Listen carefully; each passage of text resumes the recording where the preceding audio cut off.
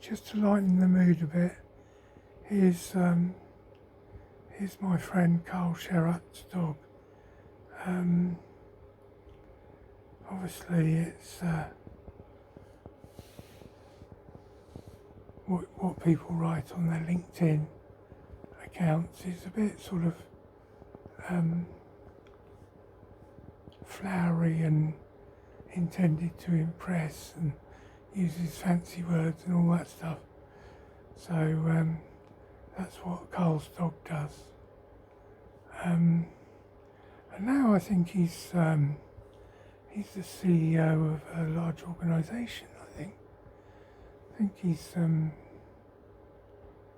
is he in charge of? I don't know. I think he might be running Apple or some large company like that. I don't know.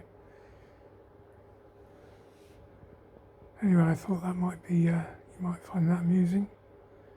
See you later.